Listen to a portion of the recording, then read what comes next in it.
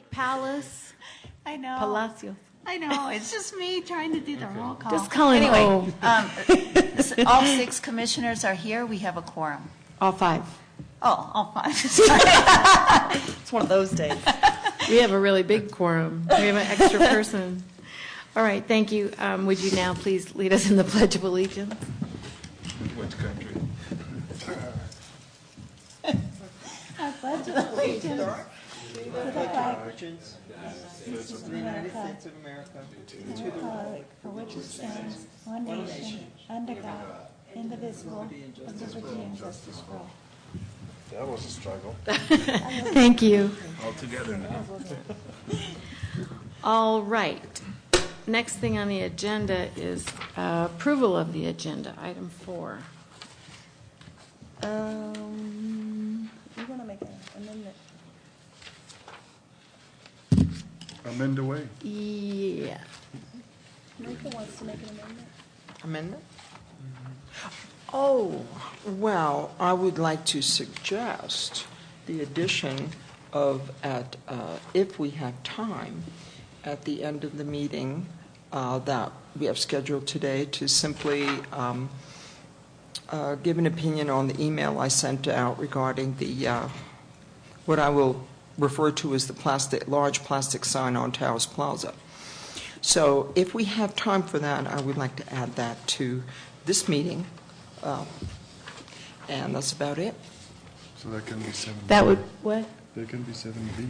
That could be 7B. All right, and we will just discuss it. We will not make any, we'll just have a discussion about it. We won't do take any action on that.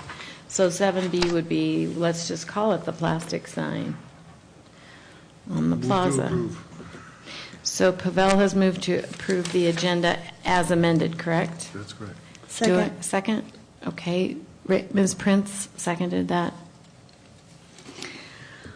Citizens Forum. Has anyone signed up to speak? We have to vote. No? Oh, I'm sorry. I'm so sorry. This is going to be a weird night. I can already tell you. Between you and me, I can't believe. Yes, I think we should probably vote on that. Oh, my God. I'm sorry. Those in favor? Aye. Unanimous. All Thank all you. 6 of us. All 6 of us voted that would be fine. It's you keep me on tonight. I don't know how that happened. That just was shocking. Okay. Now we will move on to number 5. Martha, did anyone sign up to speak at the Citizens Forum? I do not believe so. Okay. Would any of the... You're on the... He's on the regular agenda. A piece of paper there, but I thought it was just who walked in the door sign-in list. No. You're on the agenda, so you're going to speak at a different time. Yes. Mr. Figueroa, would you care to say anything to any of the 6 of us? All right. Seeing no one wanting to speak to us tonight, I'm going to close the Citizens Forum. I have a question right now in that I don't see approval of minutes on this agenda, and I know that we were going to approve September 18th minutes and also October 23rd's tonight, and I don't know why it's not on here. When I saw the minutes, they still weren't ready to go, and it was at the end of the day. So Today? No, this was on Friday. Uh-huh. We wanted to have the packets ready to go on Friday, so they're not here. Okay, so then at the next meeting in December, we would be approving September, October, and this. And Yes. do you feel confident that they will all be here in December? Yes. Okay. So let the record show, please, that we will be approving or looking at the minutes from September 18th meeting, October 23rd, at the regular meeting on December 18th, 2013.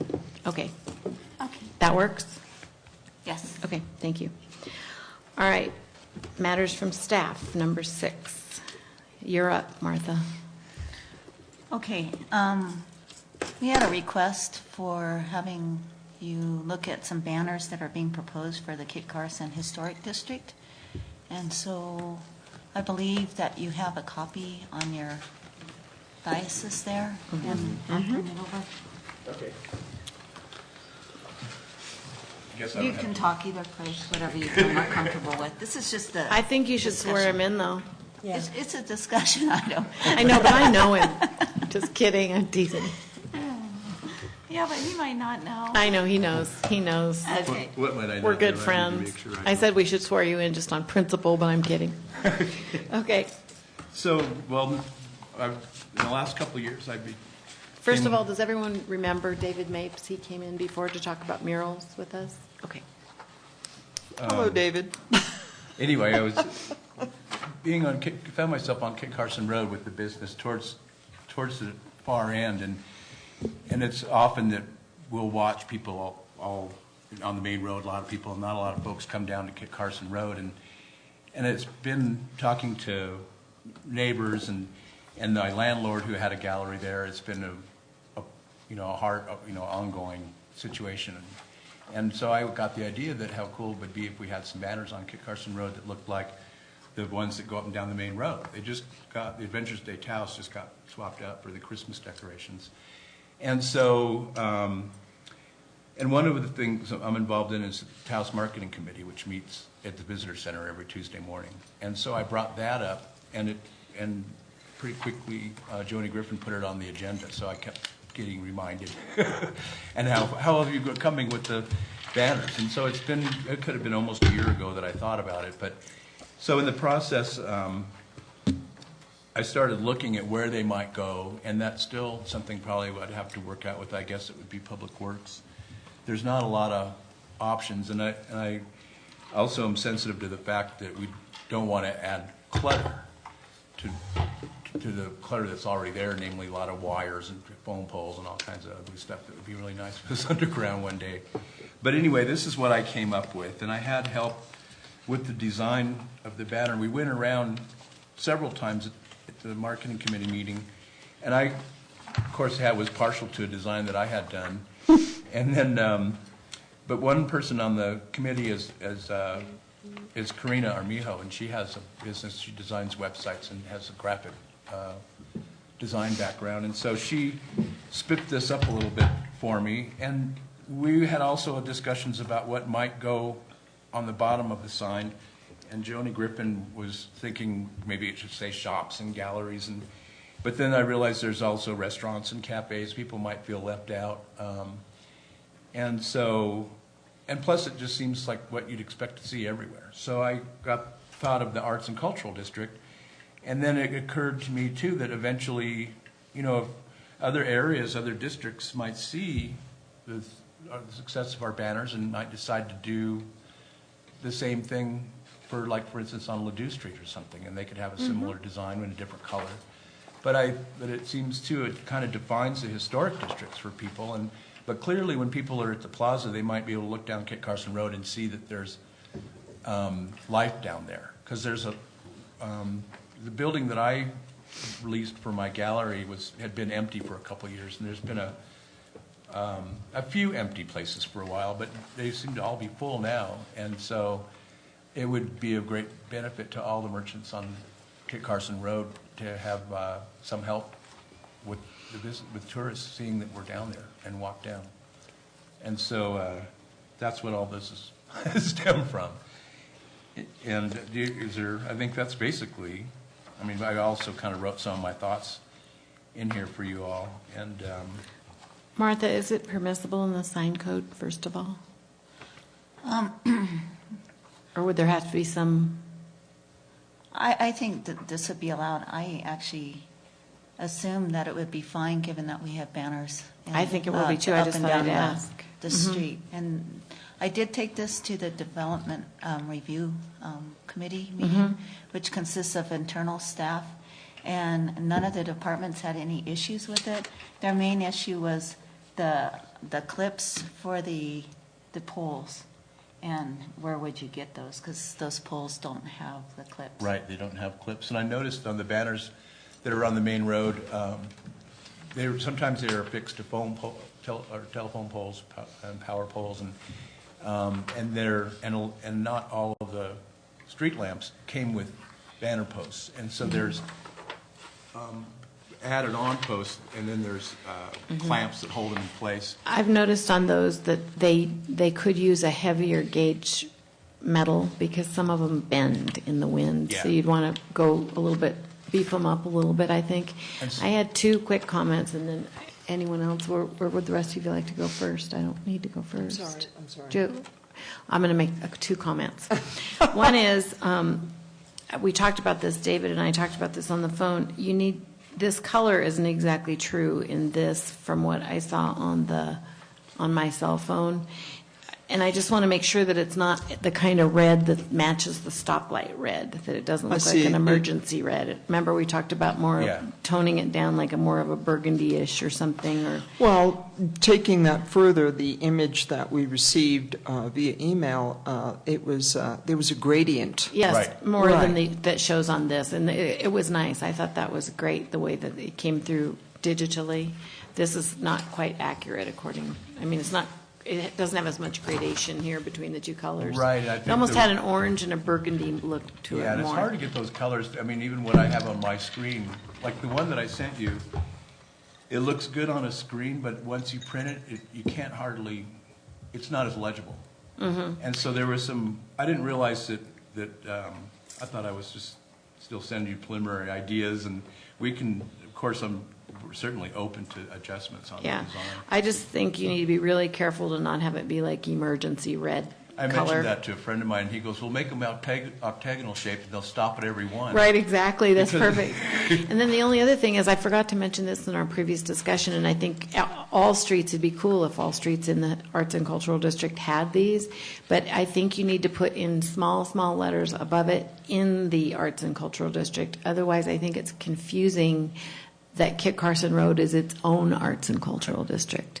So either in and they can be tiny, those words can be tiny, not predominant at all, or you could say part of Part of, the Arts and Cultural District, I prefer whatever. part of. I was just about to It say just that. has to have it can be real small that you just see if you really read it, but I wouldn't want, it would be inappropriate if people thought Taos had 7 arts and culture districts because there's 7 Merchant streets, so that would be confusing to people.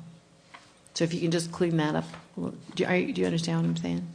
Yeah. Okay, I'm good. thinking of because the part of the thing too is the less that's on the banners, the more people are going to read them. No, I know, I got that, and it can be tiny. Yeah. Really small, really small. It just should be there, just to avoid confusion, and that way all the streets, if anyone Well, that's true. wants to do That's this. true.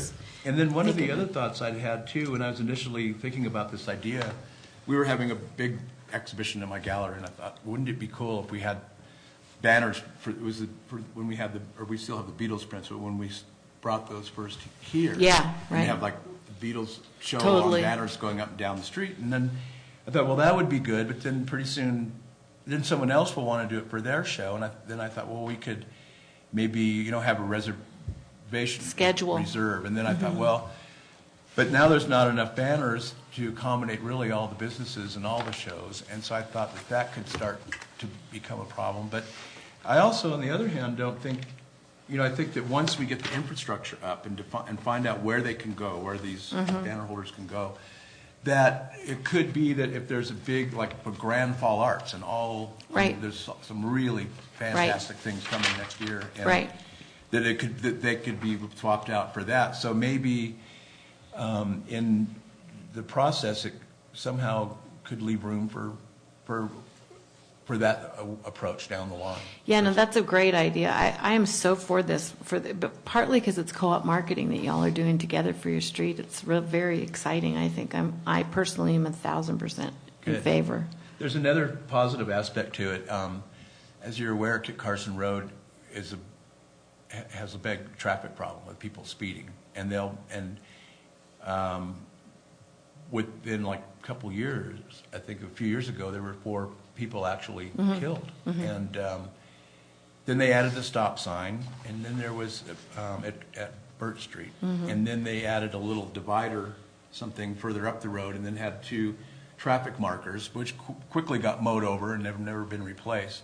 And then last year, someone slammed into Casa Benavides and did considerable damage to them, and then another business right beyond them, Adventura, knocked down their porch, and so now there's more cement posts sitting there. And then about 3 weeks ago, somebody again smashed into the side of Casa Benavides. You can still see all the mark.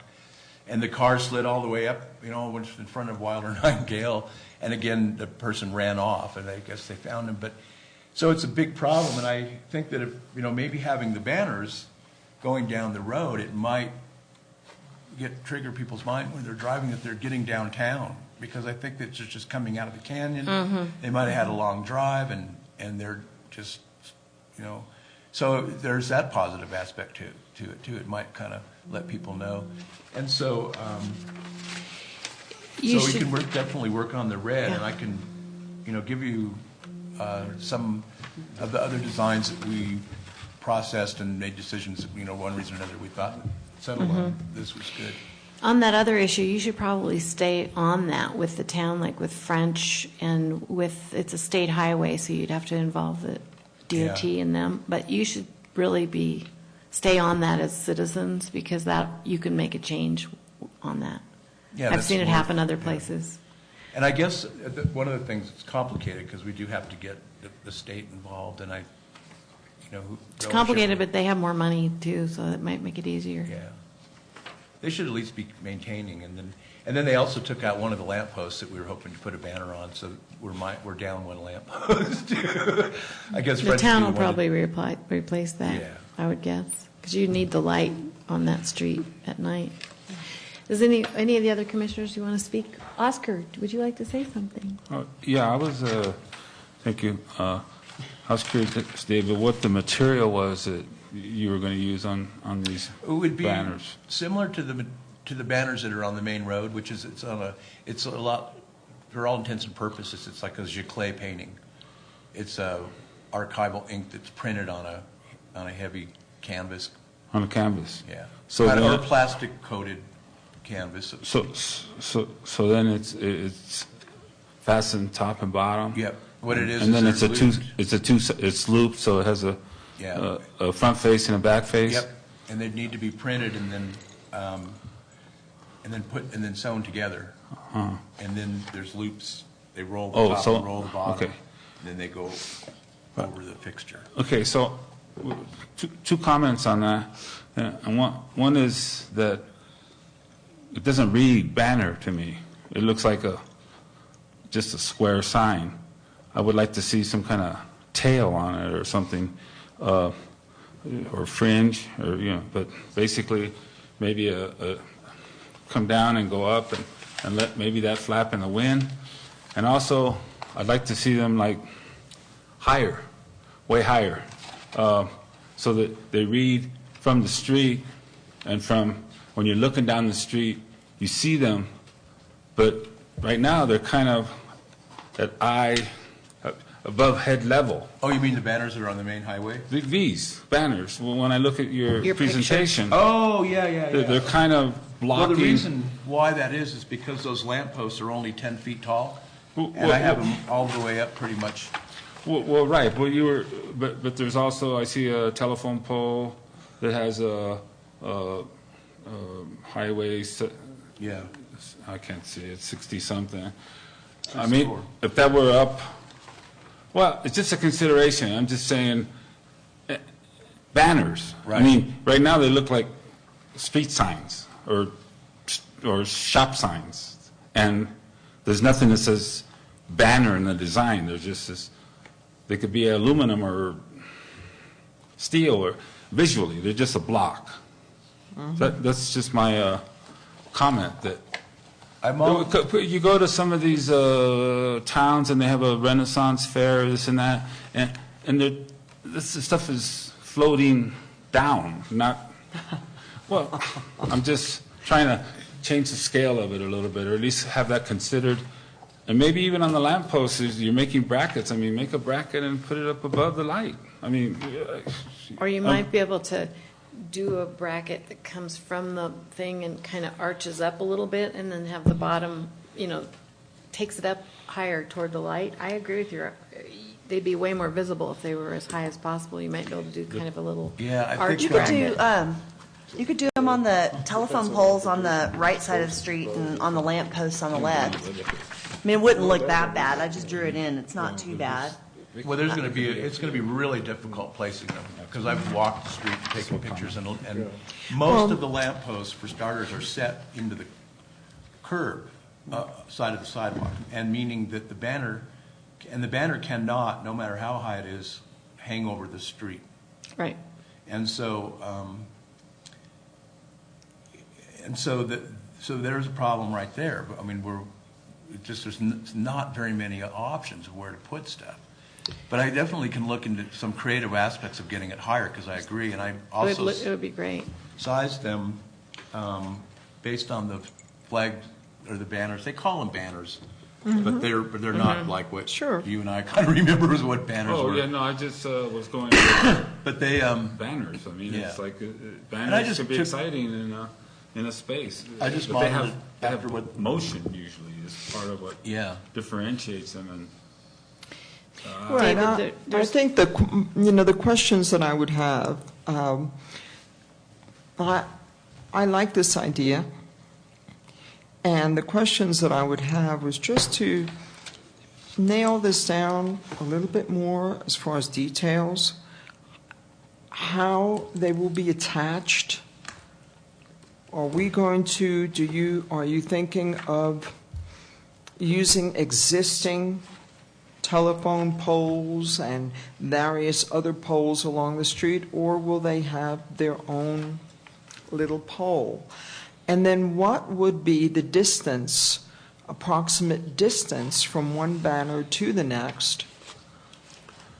A lot of that's going to be probably determined You know, by cost. if there would be just a detailed drawing, this is what it's going to look like, and I understand the curtain rod banner thing that you're discussing, but what is the manner in which it will be affixed, and what is the distance from one banner to the next, an approximate height, and how it will be attached? Okay, I guess I assumed everyone was probably looking at the Adventures Day Taos banners very closely, like I have been, because I just went with that way they did that. And one reason was because, well, obviously. Yeah, and maybe just a little bit more refinement with this Yeah. color, because even as we can certainly get an idea, by God, we can see that red, but maybe that's part of what we're discussing. Just something a bit more, a color that comes out of the adobe and speaks of the historic district and the area, and not that much of a fire engine red, as we mentioned earlier. But it could Maybe be- refining that, just fine-tuning that color a little bit. Yeah, it was that burnt orange kind of burgundy that faded into the burgundy was more interesting, I thought. shops are going to want. Like the red on the back half of Lenny's yoga studio, that arched opening, that red is a good red. It's kind of a dark red. And it looks to me like, and I think that you are planning to place these pretty consistently spaced, because I assume that you would do that knowing that you have an art gallery, and I've seen your gallery. Yeah. I think you are going to have trouble with the town of Taos on this one that's attached to the street sign. The one on the far right in your picture by the white truck. Oh, that's a lamppost. Oh, that's a lamppost, that's not a street sign? No. Oh, okay, I thought that was, pardon Now, me.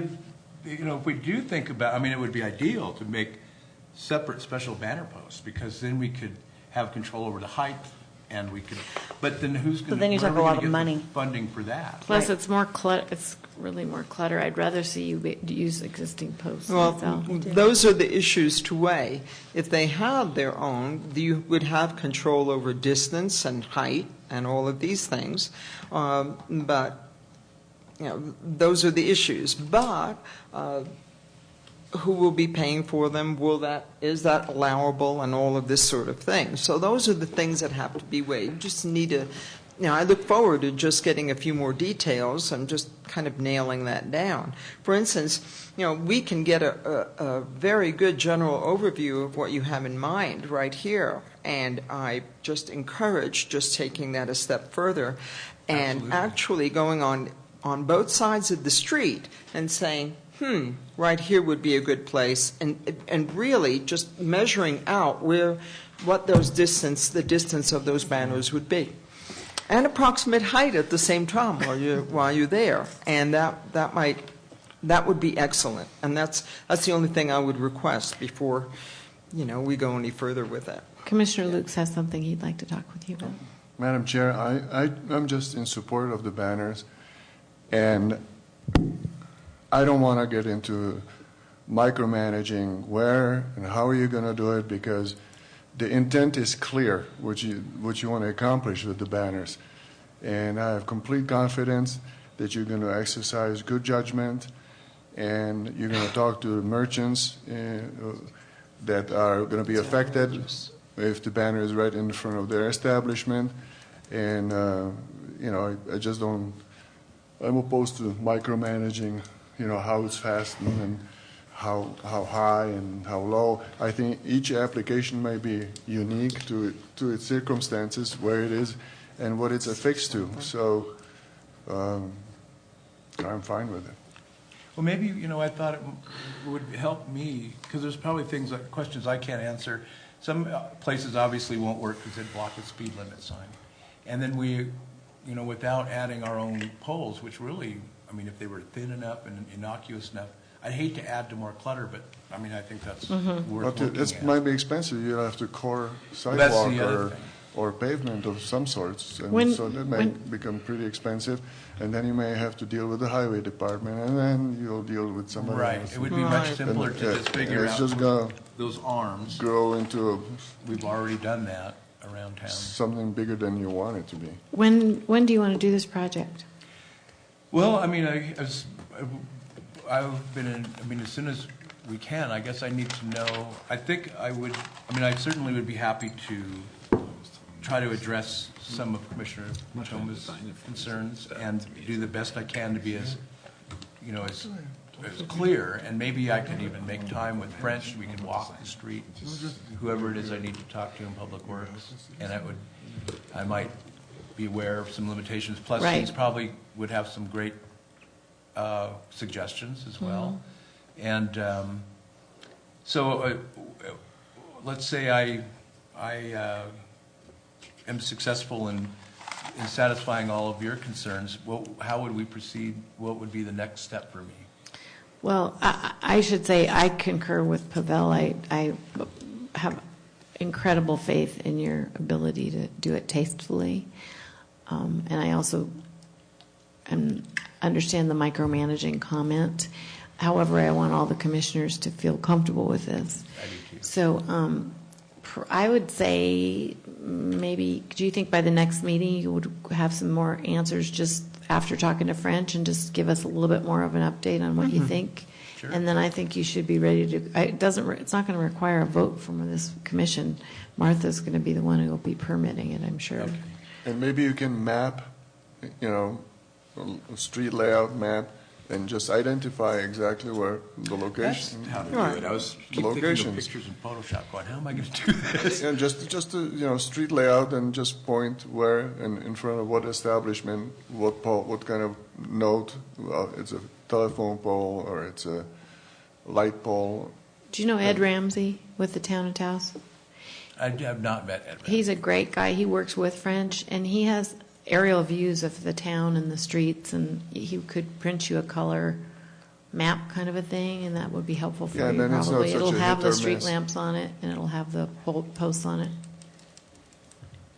And- He works there with, where French works on Dia Lane, Public Works. Oh, good, he's on DLA. I'll give you Ed's phone number just in just a second. Thank you. And do any other commissioners have anything else that y'all want to say? I wanted to just share a sketch with him. It's not, Okay. I'm not trying to micromanage or Okay. design, but I mean, this little thing on the left is basically just a rough concept of something that I would call a banner as opposed to the square. think one It's thing just a I think Potentially troubling with those I like times that they the wind, yeah. they just hurry it really quick. That's right. So Well, I you mean, can still that's run the what bottom I pole. no, it's okay. through. I was The just bottom trying to pole can go through make and a then point of just sorry. Those V's could Just hang a- lower. Just a comment. A appreciate that idea very David? much because it makes them look more festive. They don't just look like all the other. It looks a little happier, kind of like come Very on much down the happier. street. Yeah, and you could run the pole through right above the Yeah, of course bottom you too. could. Ed Ramsey's number at work is 751-2047. And tell him what you're doing. He'll be super helpful. Okay. Well, I know there's been, you guys have, a couple have voiced some concern about micromanaging, but, it's frankly the input that I've had has been coming from everywhere, and I'm always grateful to hear other people's ideas because ultimately I have something better. Good. Well, And and make that's what more- it's meant to be. It's meant to be constructive ideas. It's not meant to be like you have to come ask Mother May I kind of thing. We don't do that here. Not in this one. Does anyone else have anything else for the first David? And then we have another David coming up. No, Ron. Thank you. Thank you. Thank you Good to very see much. you. Appreciate it. Okay. I lied. You lied. You have Let me show something you to this, say? Okay. David. Mapes. Oh, So the telephone poles are equidistant, or they're going to be real close to equidistant because they're set on their telephone poles. But if you just have them up a little bit higher, then you get really good visibility coming around there. I just think that's what I would look at. This commission What if- takes its work Okay. seriously, doesn't it? It's kind of good. I mean, it is Great. good. Right? I don't think it's bad if it's not perfectly symmetrical, because No, I don't think it needs to be. It's fine if it's staggered. I think it's just fine. if they're up right here. But really, I think that there'll be a greater sense of it once you actually walk the street and go, ooh, right here, ooh, right here. And it's just, that's, it's like, gosh, we can't do it here, gosh, we can't do it here. So, a lot. and it just helps the overall visualization and the overall final look, and that is what we're here for. Would You you know. have I don't know, what is your opinion of on one side being higher than the other? It's okay. This is what it would look like. See that little drawn in? I don't think they would be that bad if they were up higher. Also, David, just a comment. There's nothing wrong with a stiff tail either. I mean, the tails. I mean, if instead of a straight line, there's nothing wrong with a bar that went up and down. You know, I mean, there's nothing moving here, and it's still. I'm just trying to free it up a little bit, if possible.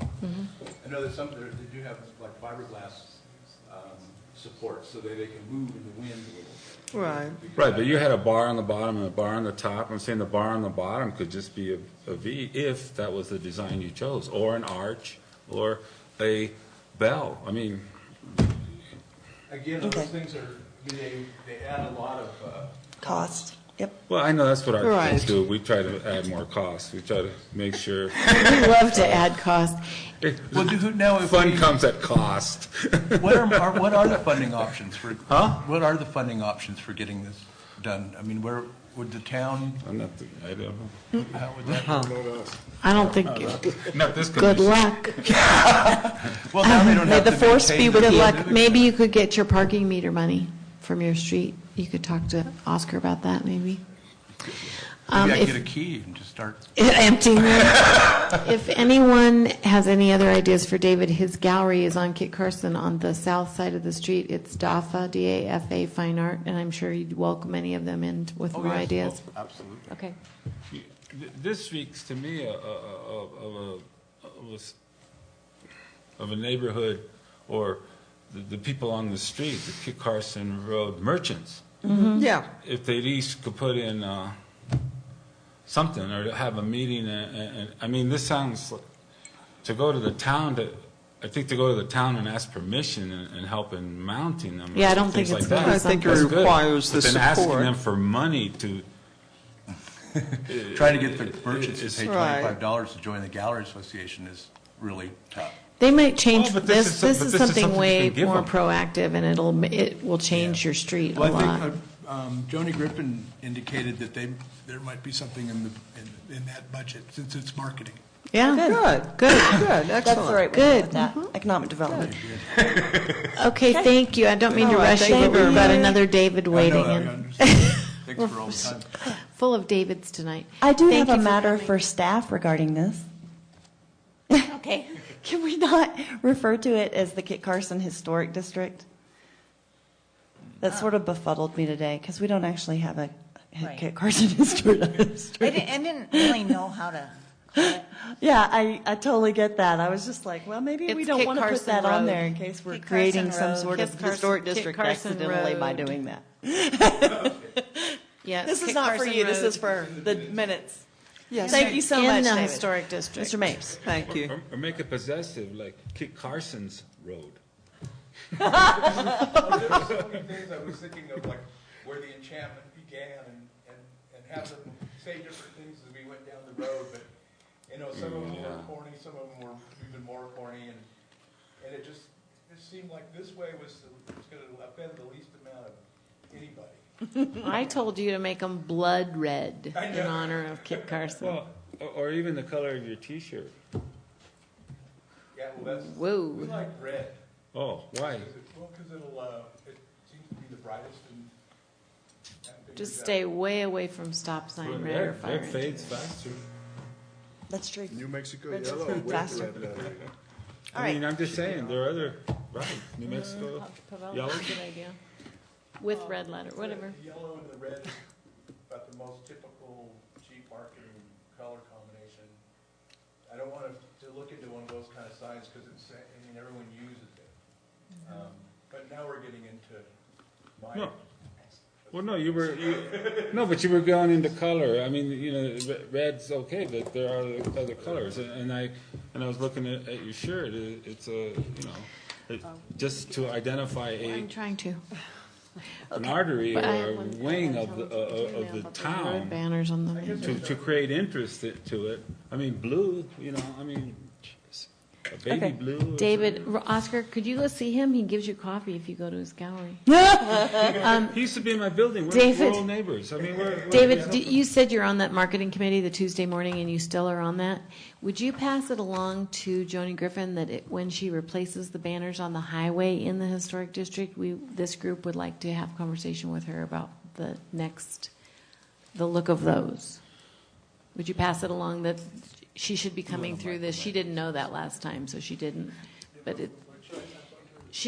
when she changes out the banners on the main road in the historic district part, it needs to come through here, just as a friendly heads up, because she didn't know that last time, so no big deal. I don't know that they're planning on changing Someday they will. I mean, yeah. Just if you give her a heads up, that'd be great. I don't want to make her feel bad. It's no big deal, but ends up after Christmas. The same banners can go up with that. Mm-hmm. yeah, of course, she's already bought them and paid for them. It's just before she does a new banner. But I'm not designing it for. It starts just by where J.D. Challenger Gallery was. Kesnell. You'll see they have those round house projects put in those round historic markers. Kesnell to Camino, to the north exit of Camino. And then it's over by Gus Foster's studio. And then I don't know where it ends on Kit Carson Road. I'm not sure. Up Murata. Okay, up Murata. Ed can give you a map of that too. Okay, good. Okay, thank you. Thank you so much. Thank you. Thanks, Mr. Mapes. Thank you. And thank you, Martha, for bringing this up. It's exciting stuff. All right. Martha, we're still under matters from staff. So you want to introduce Okay. David Henry? So we have David Henry here who would like to give a presentation on quite a bit of work that was done on the historic Taos County Courthouse. A report was done looking at the condition and a preservation plan. And he gave this presentation to the council about Last week, Tuesday ago? evening.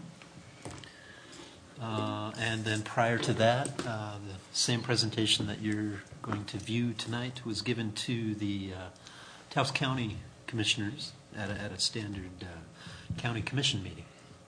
So you're And the final- also 10, Yes, You it was gave it at presented the at 10 10, but meeting? not these digital images that you will right. be And then privy on to December tonight. 4th, if anyone wants to see it again or wants anyone else to see it, it'll be at the Arts and Culture District Board meeting on December 4th.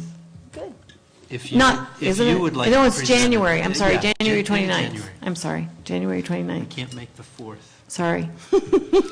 So January 29th, you'll be up again with your... Yes, indeed. Good. Thank you for having me today. Do you see what I see? We Have see you the seen first it? page. You do? If Yes. Do you see the second page? Now Yes. we do. Cool. All right. I don't, but, You don't? no, I The don't. light's not good enough? You can can turn sit over some- there, can't You can you? turn some lights on. I can wing it, but. You can sit over there if you want. Yeah, you can Let's see totally if- sit over if there we and see can- it. Ooh, Same as we do. That's not a bad idea. I can. And it'll be Are we mine. able to turn the lights down a bit? I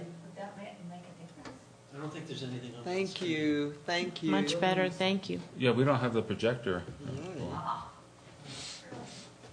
So, We can see it, David. Okay, If you can very see good. it Oh, there, it's we up can see There it it. is, actually. do you see it up there? That's a projector up there.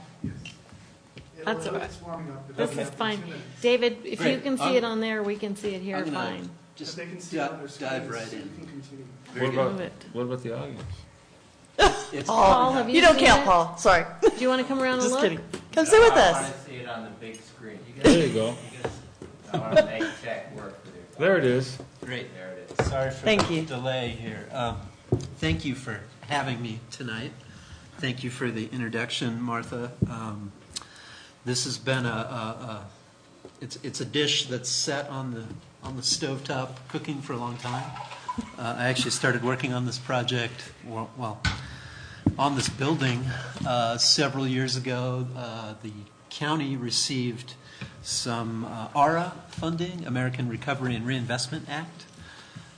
They received about $150,000 worth of federal funding to put into the building, primarily into mechanical systems. Down in the basement of this building, which was built in 1934, it had its original steam boiler, and the boiler is still there, although it's been abandoned. It's probably going to live there for the rest of its life. It's an old steam boiler. It looks like something out of a science fiction show, and it should probably end up at the Smithsonian American History Museum. It's that old. It's cast iron. It's actually a really beautiful metal object, but it's been abandoned. So the building did receive a slight mechanical upgrade back in 2009, I believe it was, and I was involved in that.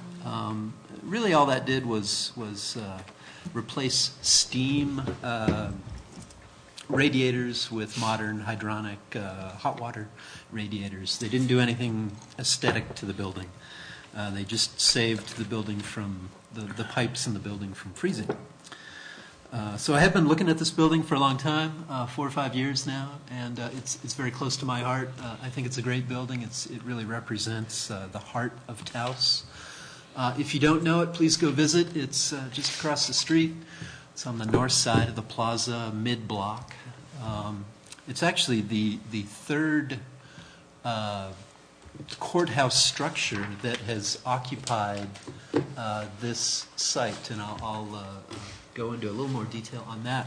And let me back up just a little bit and say that I'm a local architect here with Henry Architects, and yet I'm not a historian, nor am I a structural engineer. And I did this project with a well-assembled team of consultants. One of them sits to your right here, Rachel Prince, and her company Arcania was largely responsible for a lot of the historical research and compilation of the grand 80-year history of this building, which is a big part of the report. And if you want to see the entire report, which is about an inch thick, it is on the town website now. I believe it was uploaded very recently, if not this morning, maybe yesterday. Martha and some of the town staff were able to put the entire document on their planning website, and it's there for all to see in PDF form. So I was hired by the town, even though the town doesn't own this building. It's a county-owned building, but the previous town planner, Mr. Foster, was able to get a grant from the State Historic Preservation Office to fund this study. And this is a great example of town and county collaboration. I know that our town and our county don't always get along, but for this particular project, they really did. The town paid for the majority of the funding via federal funds, and the county was gracious enough to contribute funding as well. So it's really everybody's playing nicely with this particular building. I think if you talk to anybody countywide that has lived here any amount of time, this is an extremely important historical building in everybody's mind. You know, it's if you talk to people of a certain generation, this is probably where they got their driver's license, their marriage license, filed the deed to their house, any number of legal documents. It's where county business took place up until 1970. So what you have up on the screen in front of you is kind of a brief history going way back to 1796, and the founding of the town and the plaza. There was a very crude jail building on this particular property in 1830. We don't have any photographic documentation of it, but if, there's written history. There is evidence that there was a very crude jail on the north side of the plaza as far back as 1830. That particular building stood until 1880, when it was replaced with a more formal and more substantial adobe and wood frame building on the same site. And that building burned down in 1932. There were a whole series of fires throughout the plaza, not just on the north side of the plaza, but all around the plaza. There were fires through the 20s on into the 30s. And the courthouse that was on this parcel of land, starting in 1880, did burn down in 1932, which is when they hired Louis Hesselden. Hesselden was an architect out of Albuquerque who did schools and public buildings throughout the state. He's a UNM grad. He's a New Mexican. So he was hired in 32 to design the third courthouse building on this property, which is the building that still exists today. Spanish Pueblo Revival style building, 2 stories, adobe. It is adobe. Although parts of it, many parts of it actually are very modern in their thinking. For an adobe building to sit on substantial concrete grade beams was kind of rare for 1934 when this was built. So structurally, this building is quite sound. It was very modern for its day. It wasn't meant to be a historic relic.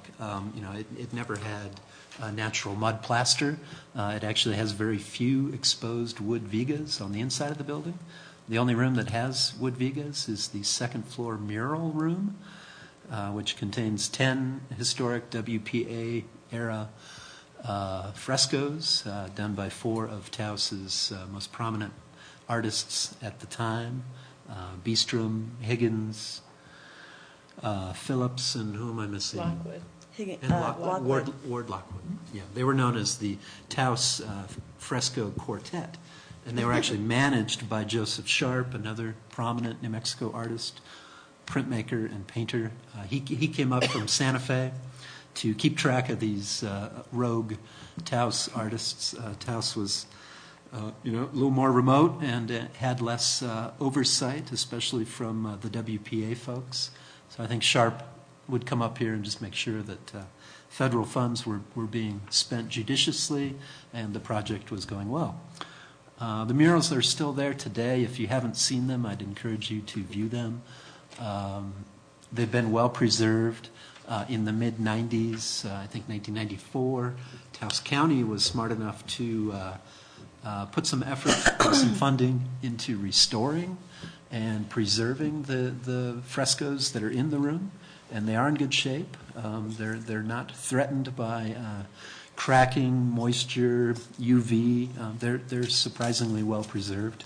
And at that time, 1994, the conservation artist that Taos County hired, who was a mural artist himself, actually added an 11th mural. So there are now 11 murals, and there's space for one more. There's a blank spot in the room.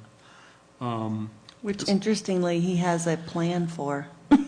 He does. Quite the eccentric guy. He would love to be involved if funds are available. What's his name, Rachel? Federico Vigil. Federico Vigil. He's the one who did the Torion at the Hispanic Cultural Center. Yes. That's what he's most renowned for in New Mexico. Yep. I'm sorry, Paul? How's the payment on that, Joe? Right. You know, mentioning payment, I should probably be a little quicker here and advance through these slides, but you have the timeline here. But interestingly enough, I'll get to a slide that will bring up a little bit of controversy. So this is the Taos Plaza as it looks in 1880. I apologize for the darkness of these slides. Something happened in the translation here. We actually have pretty high resolution images, but these are coming out pretty dark. The Taos Plaza in 1880 had a picket fence around a central grazing area, basically. I'm sure there were livestock grazed on the plaza and penned up on the plaza. It's not the plaza that you see today, although physically in plan it's the same space. The second courthouse, built in 1880, is the one on the right here. It appears as a single-story stucco. The entire building is not adobe. It's actually wood frame and adobe because it did burn down, but it looks like a territorial style adobe. It's there on the right. Plaza looks better there than it does today. It almost does, Not- and not that's almost. kind of a I separate story. Pavel agrees, Mariko agrees, you're and right. I agree. You're right. I'm sure Well, Oscar does. I'm for it. Yeah, Sanborn map from 1908. I'm sure you all know that the Sanborn maps were produced by insurance companies to document the footprint and the physical condition of buildings. The 1880 courthouse and jail complex is right there on the left. So on this map, north is to the left. And here we are, an image of the building as it burned down. There was a fire in 1932, pretty much took out the north side of Taos Plaza. The east, west, and south sides all had their fires as well in different years. This is actually an image that came out in the Santa Fe paper 6 years later in 1938. And the crux of the issue is, if you read the headline, there's a little bit of financial controversy. Taos was still paying for the 1880 courthouse that had burned down. And here we are in 1938. We're 4 years into the new building, and they're still complaining that they're having to pay off the note that they had from 1880. Does this ring a bell today? Maybe with some people. Financial controversies existed back then. Yeah. No insurance. So this is a floor plan of what got built. As an architect, I love looking at drawings. I often ask clients when I get involved in a project, what do you have to show me? What do you have the drawings that you used to build the building? Do you have any drawings from your previous designer, architect, engineer? What kind of records do you have? And often the answer is we have nothing. It all burned up in a fire, or we threw it out, or we just can't find it. That wasn't the case with this particular building. We were able to locate the original construction drawings that the architect had done back in 1932, lead on vellum sheets. I think we found a total of 6 sheets, and they're in the archives of University of New Mexico's Zimmerman Library down in Albuquerque on the main campus at UNM. Public records, we were able to go in and digitally photograph all the sheets, and they are contained in the report. They're beautiful drawings. This is roughly, as it was designed, it's roughly a 10,000 square foot building, 5,000 square feet on each floor. I'll walk you through the building. The plaza is on the south here, so there's a portal on the north side of the plaza. Notice that there's a little open room, open square adobe room on the east and the west ends of the portals, of the south portal. That's not the case today, and we'll talk more about that. But you enter on a central double-loaded corridor. This is the My eyes are bad. On the right here, I believe this is the county treasurer. This is the county clerk. Sorry, the assessor. Thank you. So the Taos County assessor, Taos County clerk. There's a couple of concrete vaults, fireproof vaults, still there today. One was for the assessor, one was for the treasurer. And then we enter into a sheriff's office, I believe. Let me get a clear plan in front of me. My eyes are failing. Sorry.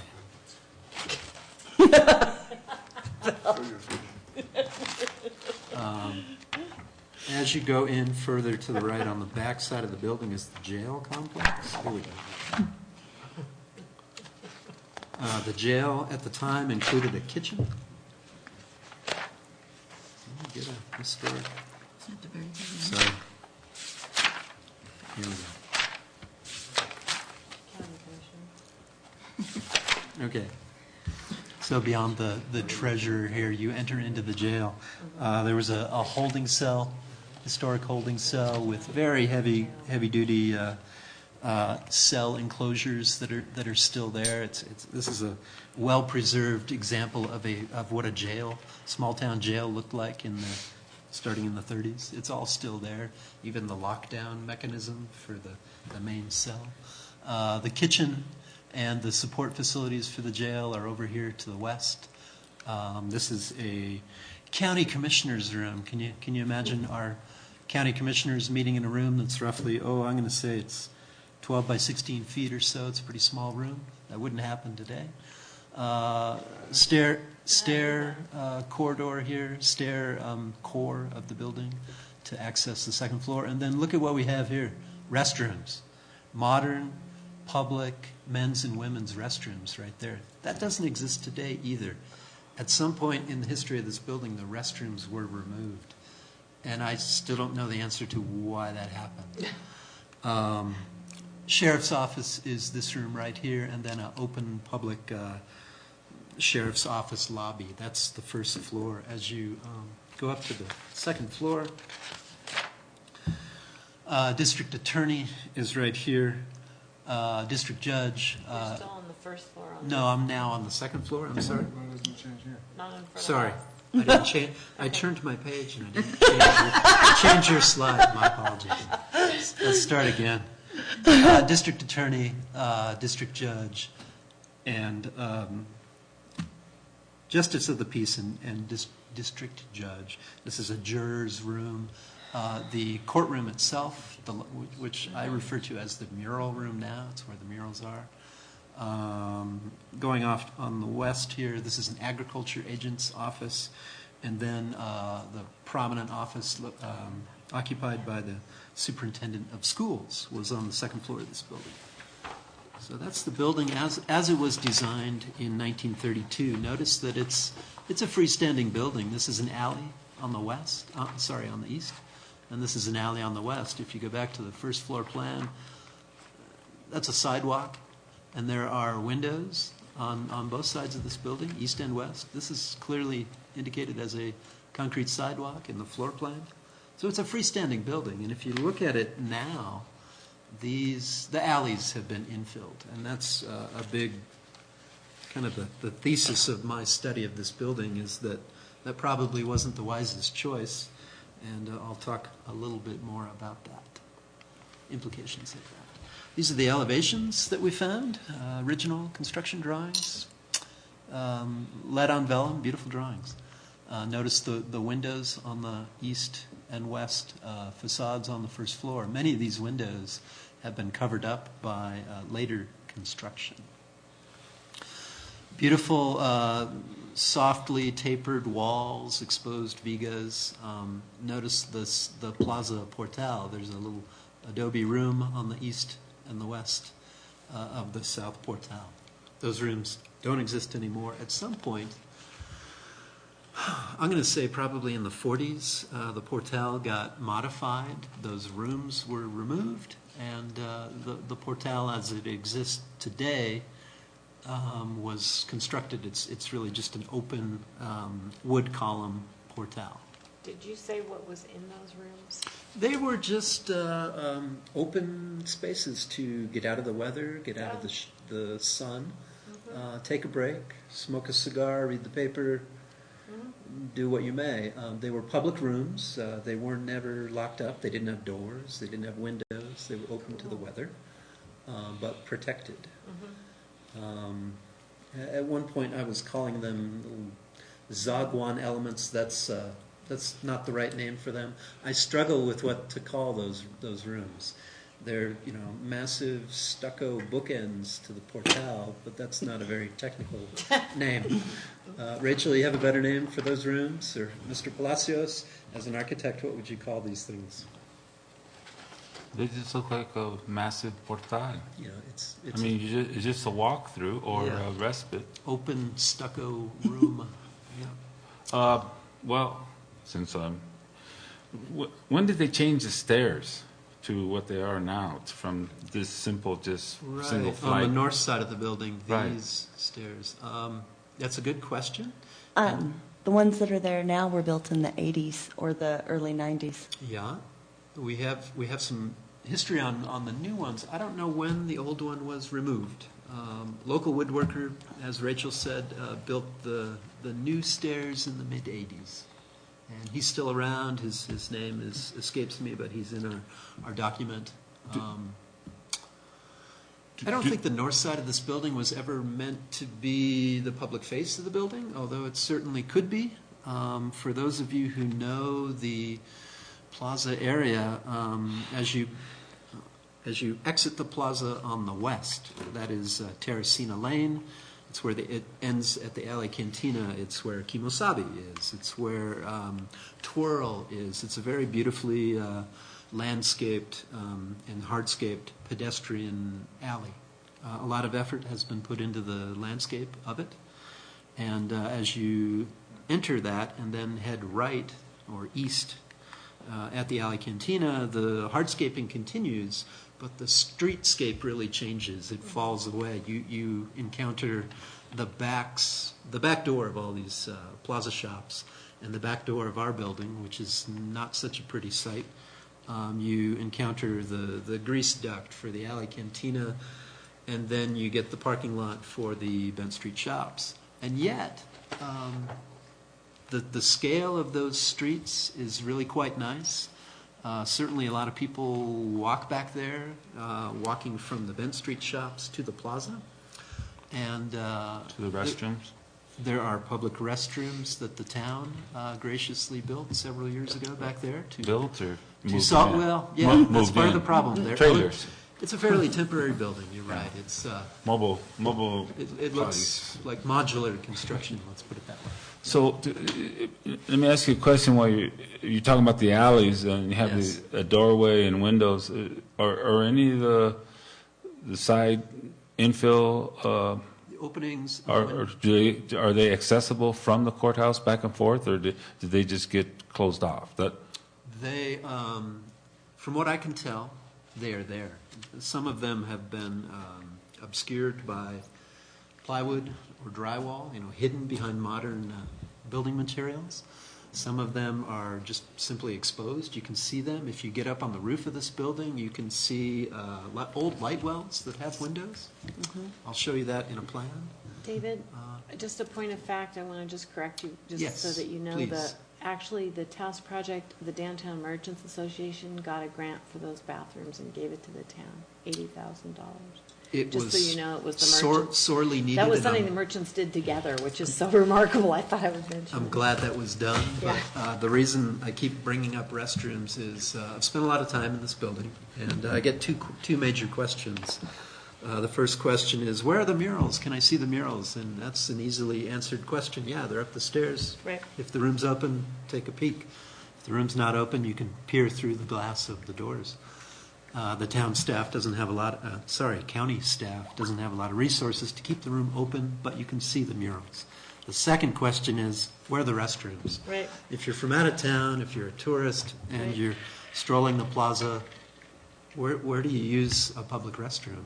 sometimes it can be difficult. And It's even until locals, a lot of older locals don't know where until they the are. merchants built the restroom facilities in the North Alley there weren't a lot of options. And surprisingly enough, I showed you in the original floor plans that there were modern multi-stall men's and women's public restrooms on the first floor of this building, and at some time in the history of the building, we don't know when, those were removed and turned into additional retail space. Would that have coincided when they put the restrooms underneath the gazebo?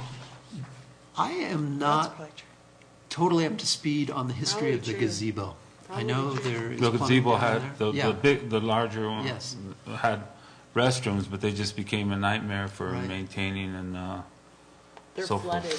And Yeah. whatever, I mean, it was just, I don't know. they probably needed to have a That pump probably is stations. what they did, is they Could just be. decided to move them Yeah. out there. Strange choice. I guess retail space is at a premium. It's income. Remove the restrooms from the building, put them out in the gazebo. It gives you more rentable space. Makes sense. Could have been what happened. Probably true. The image that is on the screen in front of you is a woodblock print done by a local artist, Regina Cook. She worked for the paper. She was a writer and a local artist. And this is her image of what the building looked like when it opened. And as you can see, it's got these massive stucco elements on either side of the portal, and then the open wood portal. The exposed wood vigas that you see on the first floor, those don't exist anymore. They've been removed. They probably, were damaged. They showed signs of rot, so they were simply sawn off, and the parapet was plastered over. Santa Fe has those on their plaza, these things you're calling rooms. Yes, These, they do. portales. Palace of the Governors is an excellent example of that. Yeah, and the activities just continue through there, the different markets and Yes. the Indians selling their wares and stuff, it just continued through that. It's just Yep. a respite. Yeah. The research that we've done, and I think I have a slide that indicates this,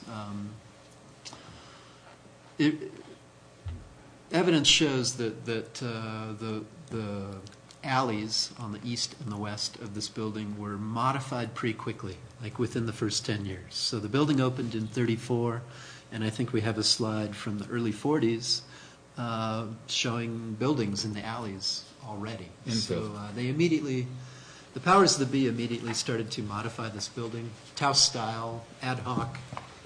We got some guys with some free materials, let's just have them do a little infill in the alleys. I truly think that's how it happened. And if you look at the quality of construction of the main building versus the alley infills, they don't match. Some of the alley infill is constructed out of concrete block and very undersized vigas that are sagging. There are separation issues between the main building and the alleys, and that all leads up to my assertion that the alleys should be opened up again.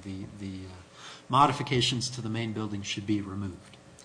And by the way, I'm not asking for any action to happen tonight. I'm not here before you for a vote or for approval. This is simply a study. The next step is for Taos County, if they find the funding, to hire a team of architects and engineers to actually do construction drawings and implement a scheme. What I am presenting to you tonight is just simply a study. And these ideas are quite early and quite schematic. There's nothing very technical about what we've done to date. We did walk the building with a structural engineer, and we've very carefully documented the history of the building, as well as documented every single door and window in the building. That was part of our scope. But this wasn't, this is not a permit set of drawings. This is not a shovel-ready project. It's still in the planning stages. Image of the Plaza 34, 37. Our building is right here. The current present-day building is off to the right. You can see its form there. Not entirely different than what it is today. Hard to tell. It sure looks like there's a lot of space on the east and the west. You know, I really think it was built as a freestanding building. An image of the building, the south facade, and the roof deck being used by the Fiesta Queen and her court. It was a popular thing to do. I'm not sure if they still do this during fiestas today. Do they occupy the roof of the building? They don't. They don't. They sure did back in the day. You know, this is from the late 40s. Here we are in the early 60s, a color image. Same activity. The Fiesta Queen and her court up on the roof. Banners. And yeah, and there are your banners. And I was going to say they're ristras, but they're not. They're colorful fabric banners. They look fantastic. And a huge crowd. Isn't that a great image? Yep. What a great idea. The building certainly acts as a stage. The second floor roof. I think it's a great way to use the building. Although if you walk on the roof today, it's probably not a wise thing to do. This building currently has a EPDM rubber membrane roof that's towards the end of its life.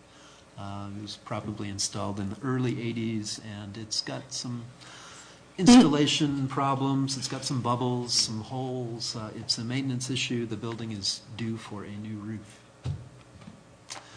Here's a black and white image of the courtroom in session, third week of June, 1950. The judge there sitting below the image of Moses the lawgiver, the biggest mural in the room. This is how the room was used as a courtroom. These notice the operable windows. These were replaced at some time with fixed smoky glass units. Our recommendations are to restore them back to their operable condition, taking into account that the indoor air, not so much quality, but we definitely want to control humidity in the room so that the murals aren't damaged. Right now, it's a sealed-off room. There are no operable windows in the space. It can get a little stuffy. There's a lot of incandescent lighting in the room now. That's not entirely appropriate for the space. We've made recommendations for replacing the lighting with more energy efficient and more historic looking modern lighting. But this is how the room looked in the 50s. So here's a diagram of these alley infill additions that I've talked about on the left and the right, and when they happened. You can see that they started to happen right away. Let's see, early 1940s East Alley addition. This happened pretty quickly. So within 10 years of having a brand new building, they made these infill additions. They're only, I think the West Alley is 14 feet wide. The East Alley is less than that. It might be 12 or 10 feet. Pretty narrow spaces. Not much real estate there, but somebody chose to infill them and add more space to the building. As it exists today, well, this is the south facade this summer. Sorry for the dark image. This is an as-built floor plan of the first floor. As it exists today, really the only occupied spaces are on the plaza exposure. The north half of the building is largely vacant. So the jail just sits there vacant. There are some, there's an artist co-op in this, that's where the sheriff used to be. There's a Taos Pueblo artisan on the west, and then a local silversmith on the east. But beyond that, of the 7,000 square feet on the first floor, I think only, I'm going to take a guess and say 1,500 square feet is currently rented, if not less than that. So the first floor is largely vacant. Second floor, not modified too much from its original condition, although they added a little bit of space. Paul's office, the Taos County Historical Society, sits in a second floor addition in the East Alley. Other than that, the second floor largely looks like it did back in 1932, at least as far as the partitions and the walls go. Black and white images of some of the existing conditions, surface-mounted conduit all over the outside of the building, cracking, damaged stucco. These images are a little hard to read, but if we go into greater depth in the report, and like I said, you can view that on the town website. Graphic illustrations of what's going on currently with the building, where the damage is occurring, what the conditions are. I've tried to look at all four faces of the building and really carefully just kind of document what has happened over the 80-year life of this building. When the building opened in '34, it did have electricity, it did have modern lighting. It was a very modern building. It just happened to be a Spanish Pueblo style building. That style was in vogue at the time. And yet it was never a mud hut. It never had mud stucco, mud plaster. It has always had plumbing and electricity, although the amount of plumbing that exists there today is limited. This is the north elevation, probably the ugliest elevation of the building. These are the infills on the left and the right. The one on the right is simply painted CMU. There's nothing historic about it. It was probably done in the early 60s. The stair built in the 80s.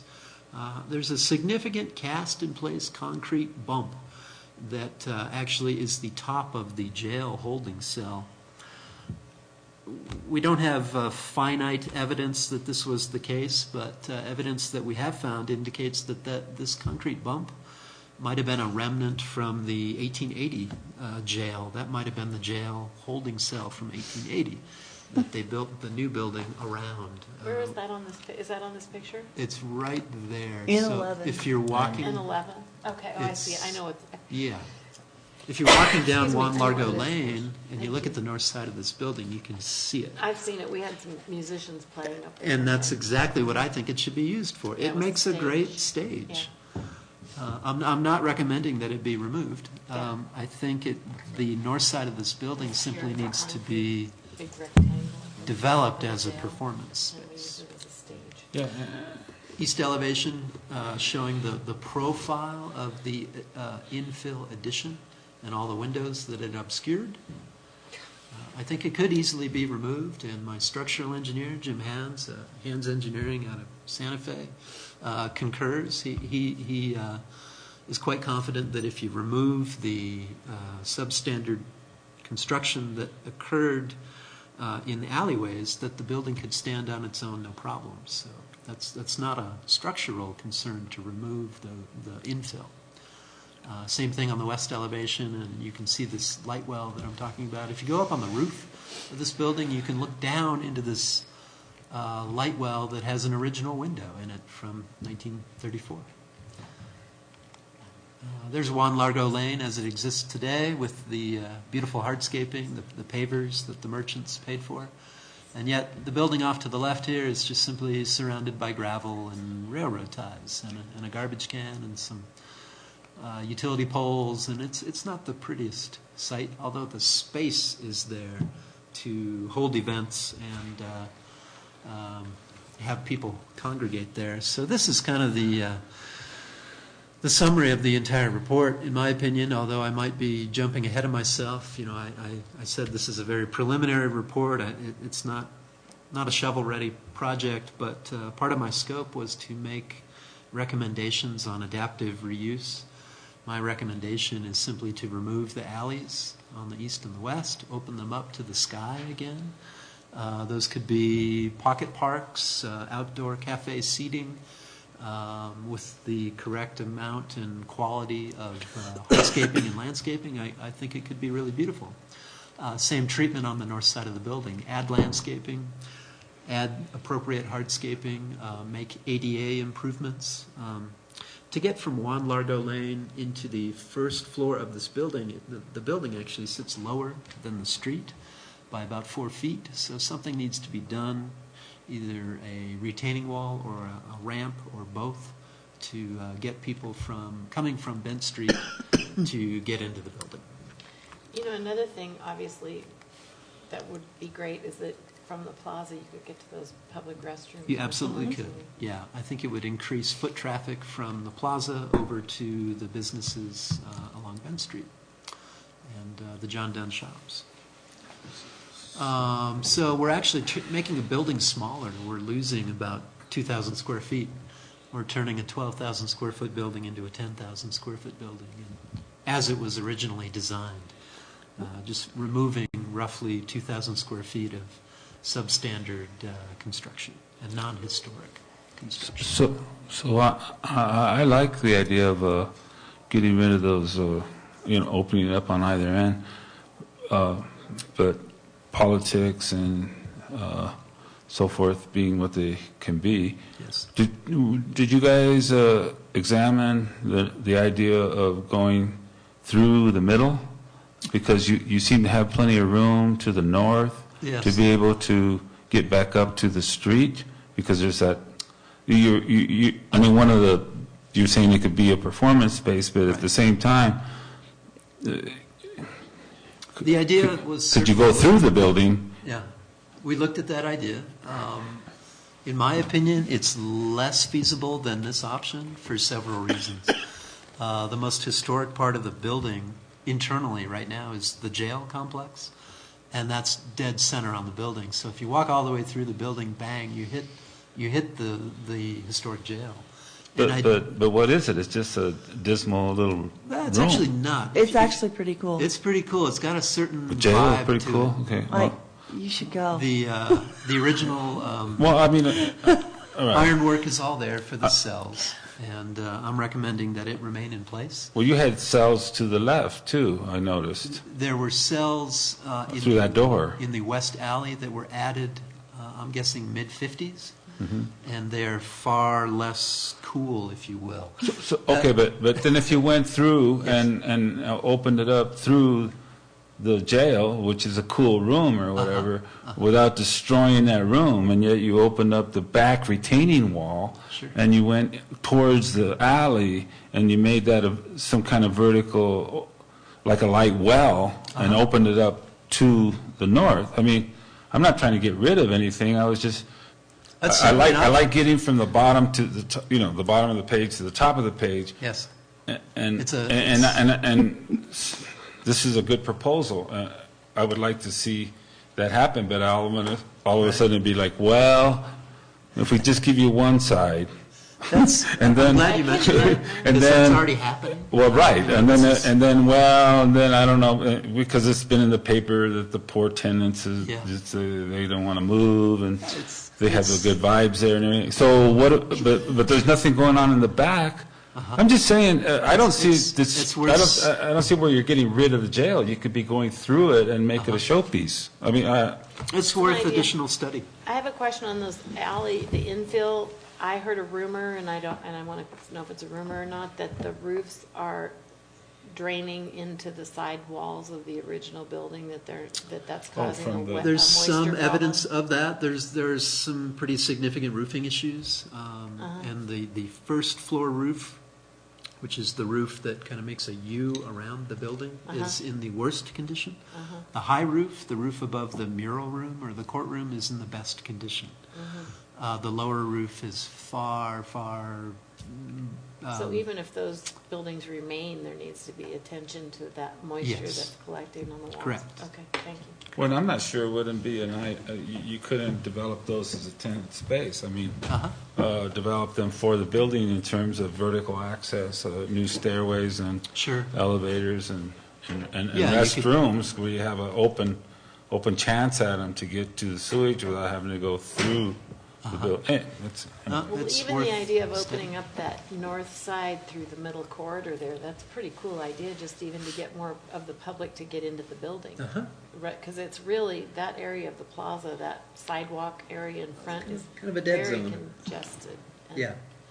Well, certainly on the north side of the building, when you get to the north after you've strolled through the John Dunn shops and hit Bent Street, you hit the north side of this building and you're faced with the restroom building, which is great. I'm glad there are restrooms there. But it's really, not it's not. it's nothing great. You know, physically it's not appealing. a historic building, put it that way. I think it could be removed and restrooms incorporated into a renovated county courthouse building, That'd be and way- the real way estate, better. the real estate that the restroom building occupies now could be developed Better to use. a higher use. Yeah, definitely. Or maybe we could clad the little portable buildings in adobe, you Something. know. You could Come there to- cart it away and donate it to Put Vigas in the there. school district. Or something. So there are Get right on that, Martha. part of my scope was to look at costs, and you know, I got to say this again. This is a preliminary document, but I was requested to do this in several phases. Phase 1, which you see in front of you here, would bring ADA access via an elevator to both floors. It would add public restrooms to both floors, as well as interior remodel to the tune of roughly $850,000. This includes a 20% owner contingency. Since the plans are so schematic, anything can happen. Things can go bad, things can go great. So I'm saying that the owner, Taos County, should set aside 20% of the total estimated funds just as a, you know, to cover unknowns. That's what the contingency is. So these are pretty, they're conservative numbers in the sense that I think, I'm not being cheap here. I'm not trying to value engineer it yet. I'm saying that if you really want to do a comprehensive adaptive reuse and a full renovation of this building, these are the figures that you should use. You don't have second floor? I do. Oh, you This, do. It's down there. phase I see 2 it. I see it. is the remaining portion of the work, another $1.5 million. So yeah, I think it's quite feasible to put $2.2 million into this building. That excludes the gross receipts tax and the consultants that would be required to produce the documents. I'm just looking at construction costs. Phase 2 would be a comprehensive renovation of the building: windows, doors, stucco, roofing, internal modern lighting, power, data, bring it up to modern standards for electricity, replace the roof, redo the stucco, either replace or restore historic doors and windows. There aren't so many historic doors left, at least on the external walls of the building. I don't think there are any, actually. The front one is in the portal. The front one? That's not, No, it's that's a, been replaced? it's It's a not. residential style glass door from Ace Hardware. Oh, no, Yeah. on the south side? On the south side, the Upstairs? plaza side. Upstairs? Upstairs, that may be a historic door, yes. Yeah. It The is, first I think. floor entry doors. No, I know that one is. Definitely not historic. So that's it in a nutshell. I stand for any questions or comments. May I just, You just have at it. okay, thank you. Well, I think this is great. I mean, I think it's nice that you did this study. I know that some of the stuff is being moved forward, so, and using these drawings as a base, and I think that, without an architect, and I think that this is just phase 1 of what's called architecture, and somebody, or in terms of budgets and so forth, how do we get an architect back on board so that the changes that or the embellishments that are happening, or whatever they're called, remodels, are done with the same kind of thoroughness that this report is done? And I'm just putting it out that I would like to encourage that this, like you've done a quarter of what I would call the work of a project, and that is the preliminary studies and feasibility and some kind of cost estimates. But at the same time, if elevators are being put in and so forth, which I suspect they are going to be, that it's cheap insurance to have have it overseen by an architect. So I don't know how we get it going, but I would like to make an emphasis that I feel that an architect should be on part of this project, and hopefully that it would be your group.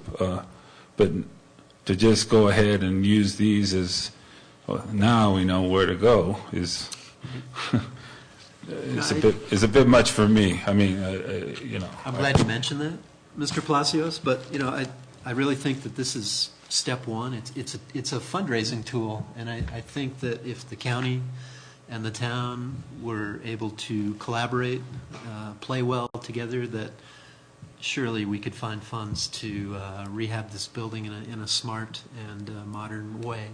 And I think if it was done as a package with the appropriate professionals, you would get what you're asking for. You'd get a professionally renovated and modern building. And hopefully it wouldn't be done in the fashion that you're describing, piecemeal by untrained hands, which I think is how the alley infills were done, you know, back in the day, and it's understandable. I think we live in a different time now. You know, there are codes that need to be followed. There are rules and regulations that I hope would be followed. I think step one is to find the funding, and this document now allows the various players, the town, the county, the Arts and Culture District, tenants of the building to go forth and find funding. So I really hope that the document that we've produced will be an effective tool in taking the next step and renovating the building. I didn't notice, I'm sorry, I should have, but I didn't notice, you know, as you walk in the front door on the south side and there's retail on the right, those, Yeah. what did you recommend about those little makeshift? Remove those internal partitions that Yeah, were they're done really bad. in the 70s and 80s. Mm-hmm. Yeah, many of the internal partitions on the first floor, especially the eastern half of the building, are non-historic. Very. Yeah, just, you know, I understand why that was done. Yeah, it made sense at the time. It did. None of those rooms have natural light. I would we are recommending in our study that the non-historic partitions be removed. So if you look at the floor plan now as it exists today, there's a whole series of very small rooms that the Taos County has been promoting as incubator spaces for local businesses. And that's kind of how the building has been operating for the past 20 years. Right. You get a tenant in there that's, they've just started a business. They're a local artisan, and they get subsidized rent from the county, and it's a great place to start a small business. Right. And yet what we're finding is that those businesses don't grow because they don't have the traffic off of the plaza, because their spaces don't have any natural light. They don't have any plaza exposure. They also don't leave. And they don't incubate. Yeah. And They don't hatch. That's what we've found. Those spaces are now vacant. So you don't want or need from us any kind of vote of confidence or with the project at this time? We're just thanking you for a nice presentation. I'm certainly asking for your support. My scope of work is complete.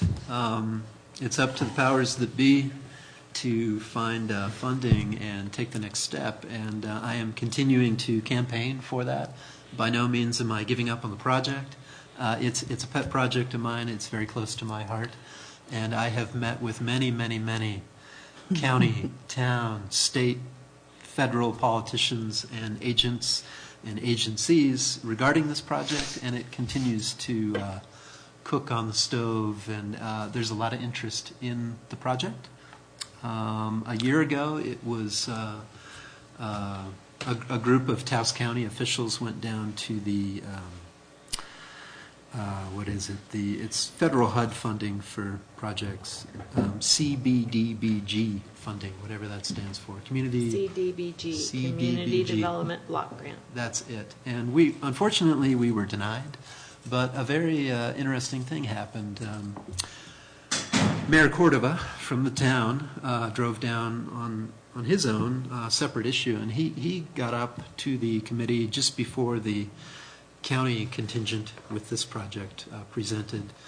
And Mayor Cordova was asking for $500,000 in desperately needed road funding, which he was able to get, by the way. And yet, one of the things he told the HUD officials was that just after me, Darren Cordova, Mayor of Town of Taos, you will now hear from a contingent of folks from Taos County, and their project is very important. So he brought it to their attention. That's great. That it's a very worthy project, and the town, I think, has showed a lot of support for the building, even though they don't own it. You know, I was on the committee that chose your group, and I will want to say that for the amount of money you got paid, you really did it. I mean, it's... Thank you. You did an outstanding job. Well, and good. You were not, I mean, it wasn't a huge grant. Glad to hear it. Matt and I got it from the Historic Preservation.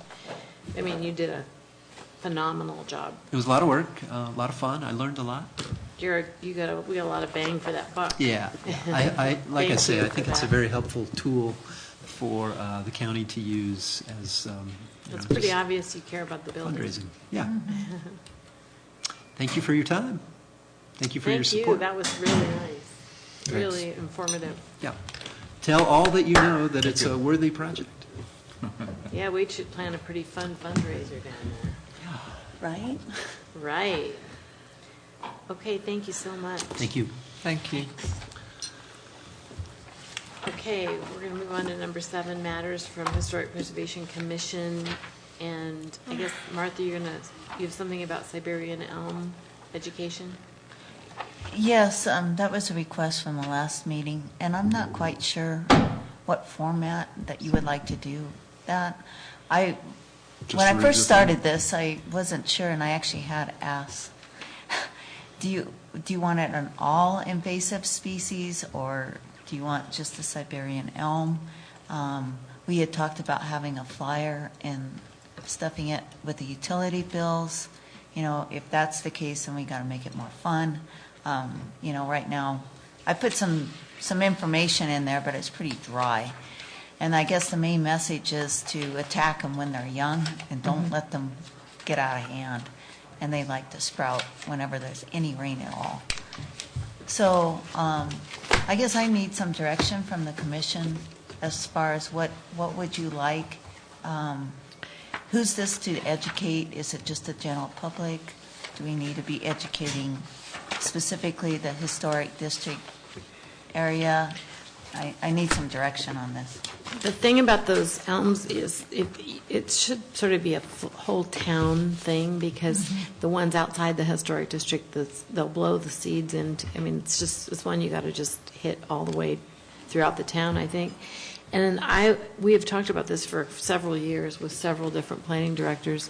I think what we came up with was educating the public through utility bills and also putting an article in the newspaper, and then having the town take the lead in setting examples by taking the Siberian elms on public property down. So we have fewer of them to start with. They're just, once you start looking for them, they're everywhere. And they're propagating very quickly. And my information from, I think it was from Rachel Prince, was that they are bad for the acequia system. They suck water, lots and lots of water. So as we all are concerned about protecting the acequias, they're like the first thing that needs to be removed and gotten under control, and they're way out of control. So I wouldn't recommend at this point talking about all the invasive species at once. I'd like to do kind of a campaign to get rid of these and then move on to the next species. I think it'd be overwhelming for the public to try and, you know, I think if we were successful with this, we'd be very lucky. But you guys can So what you really, weigh in. what you're discussing or suggesting is some sort of assessment of the ones that are right now presenting the most problems, you know, priority-wise. Is that what you mentioned? Well, they're all problems, but I was saying that if the town took the ones, took out the ones that are on their property, that would really help. And then I talked to the Garden Club, Los Jardineros, about this issue, and they recommended even on private property, you can't make an ordinance to say this, but recommending to people that if they have a tree that's under 10 feet tall, the ones over 10 feet tall are typically shade trees, people using them, but anything under 10 feet should be taken out. Well, that takes care of the private property owners. What about all the larger Siberian elms that are just everywhere at this point? And they're large, and the larger they get, and they are all over the historic district. And apparently there's really no way, at this point, there's no funding in place to take care of that, or take them down, or raise them, or do anything. Is that right? I think the town has a landscape. They hire out or contract with a tree removal guy. I mean, are we able to take any of, the more damaging trees out? I'll have to ask. Yeah. I mean, that could be part of the campaign, which would, lead by example type of thing. Be great if it can happen. But just, there has to be some focus on this, or it's not going anywhere, just like it hasn't we've asked for this for a long, long time. I would suggest that we focus only on the Siberian elm and not dilute our efforts and confuse people with other species, and then nothing will get done. I think the Siberian elm is the most prolific invasive species that needs to be dealt with. Everybody knows what they look like, and maybe especially Public Works should be put on notice that whenever they have any projects with Siberian elm within reach of a backhoe, they should get rid of them whenever and wherever possible. And I think a lot of the public doesn't understand. They don't realize how much damage they're doing, and that's why if we educate people on, I mean, I know if I had them on my property, I would take them down without even thinking twice, because they're bad news. And maybe the town can reach out to Taos News to get a reporter on this.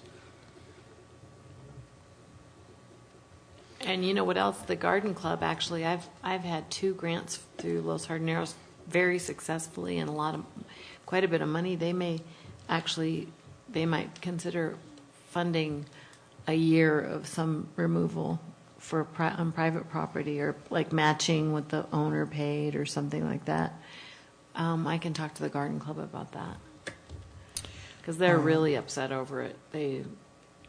Does this would this qualify as a public service message on KTOW by any chance? I'm serious. I think it would.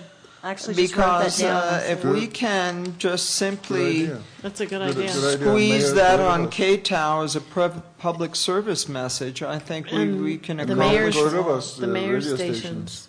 I'm sorry? The mayor's stations also. Yes, the mayor's station, of course, but, there we go. That's a great idea. If that qualifies as a public service message Absolutely. that we can target and get a lot more done via the radio stations. Let's just spread rumor that the humans will be squeezed out by Siberian elm. Or the prairie dogs will be squeezed out. If you need help writing something for the utility bill, I'd be happy to edit it or help you with it if you'd like. That'd be great. Okay, I'd be happy to. And the term Chinese elm should be included, because Siberian elm, a lot of people will not make the connection. They technically are Siberian, but a lot of people No, I call understand them. that. Yeah, but a lot of people call them don't- Chinese elms. Yeah, not until about a year ago, I didn't know they were Siberian elm, until we had the... Or Spanish elm. It's called Spanish elm sometimes. Is it? Perhaps we can include something on the Town of Taos government website as well, with its own heading. Good idea. That would be great And on the a picture of website. the leaf on everything that we do.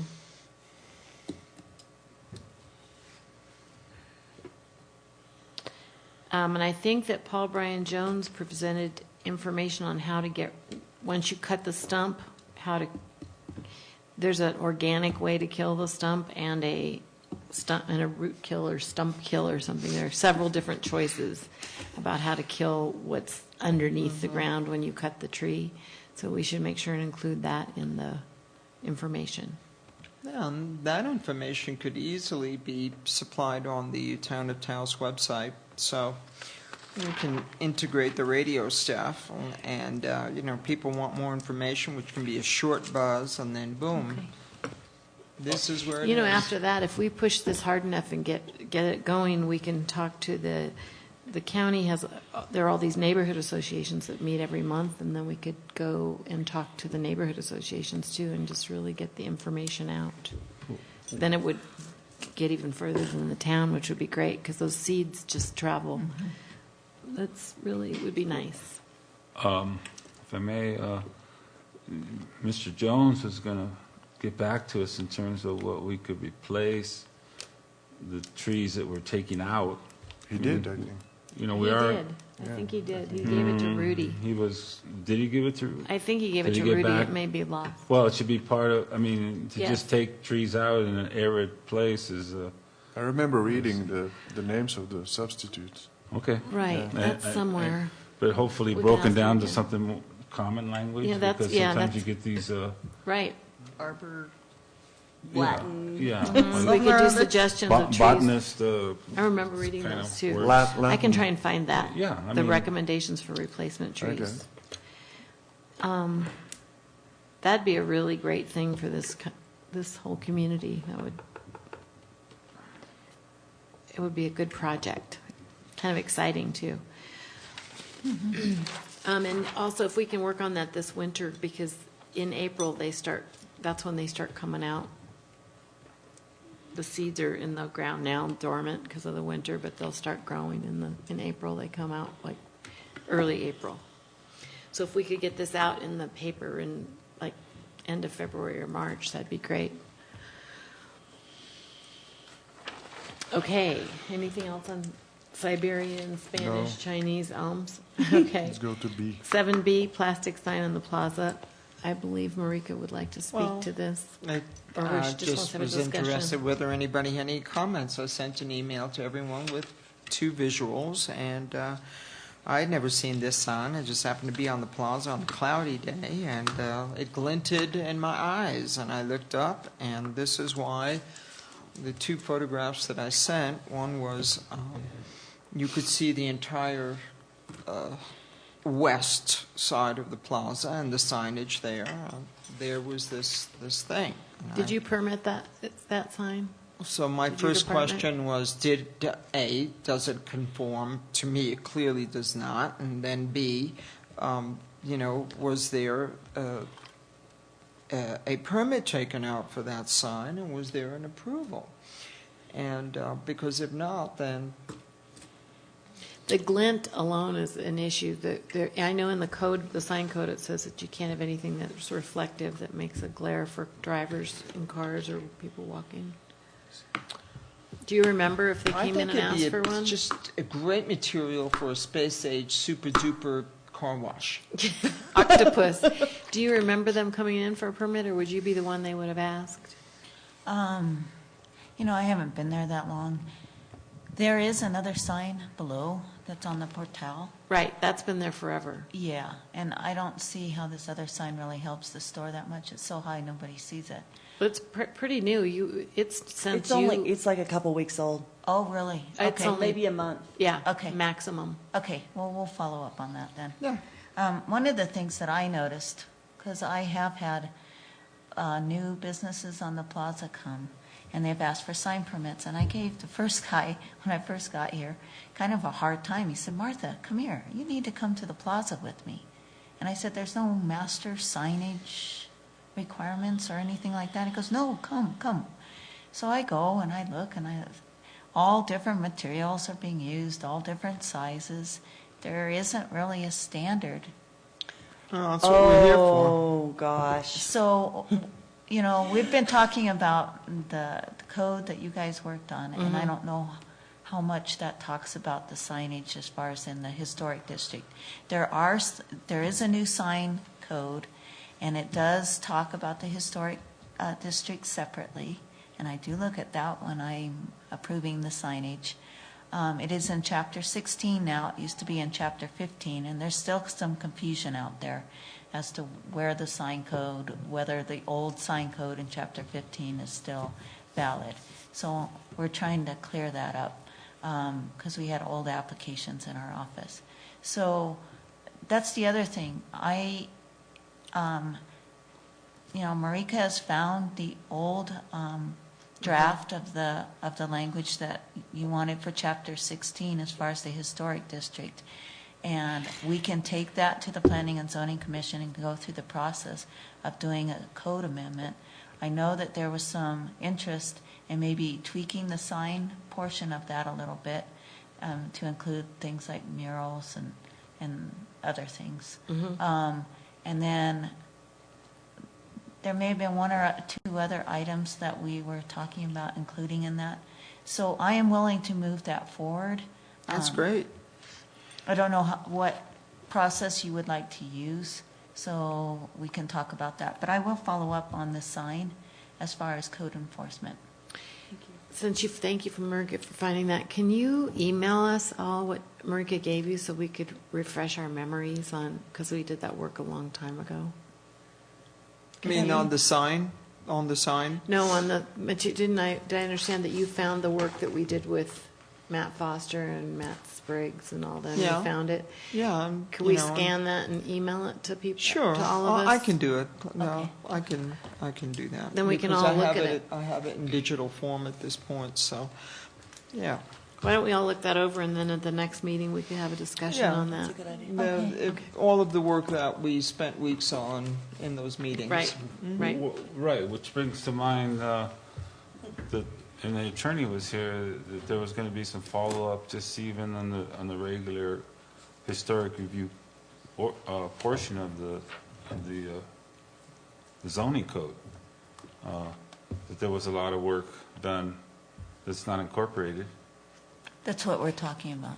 That's No, what- the sign, but there was Pueblo style, cottage style. Yeah. That's Yeah, correct. it's all in there, It's all in, what Marika found. is that in sections, wait, there's a sign code, but there's also a building.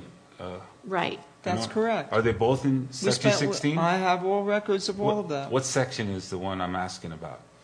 Now they're both in 16. Now they're The both in sign 16. and the regular, oh. Yeah. So we can. Okay.